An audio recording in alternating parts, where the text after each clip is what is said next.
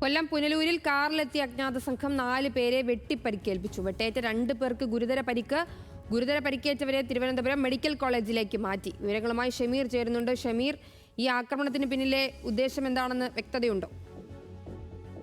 വിനിഷ, അല്പസമയം മുമ്പാണ് പുനലൂർ തൊളിക്കോട് ജംഗ്ഷന് സമീപം ഇത്തരത്തിലൊരു സംഭവം ഉണ്ടായത്. ജംഗ്ഷനിൽ കൂടി നിന്ന 4 പേരെ അപരിചിതരായ കാറിലെത്തിയ ചില ആളുകൾ എത്തി സ്ഥലവാസിയായ ഒരാളുടെ ഫോട്ടോ കാണിച്ചതായി പറയുന്നു. പിന്നീട് ഇവരുമായി യുവാക്കളും വാക്കുതർക്കമുണ്ടായി. തുടർന്ന് വാഹനത്തിൽ ഉണ്ടായിരുന്ന ആയുധം ഉപയോഗിച്ച ഈ അജ്ഞാത സംഘം ഇവരെ വെട്ടിയും കുത്തിയും പരിക്കേൽപ്പിച്ചു എന്നാണ് ഇപ്പോൾ അറിയാൻ കഴിയുന്നത്. എന്തായാലും ഗുരുതരമായി പരിക്കേറ്റ 2 പേരെ, തങ്കച്ചൻ, അഖിൽ എന്നീ 2 പേരെ തിരുവനന്തപുരം മെഡിക്കൽ കോളേജ് ആശുപത്രിയിലേക്ക് മാറ്റിയിട്ടുണ്ട്.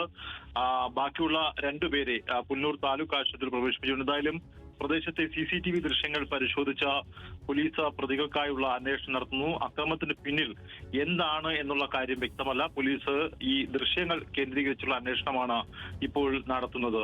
നിനിഷ.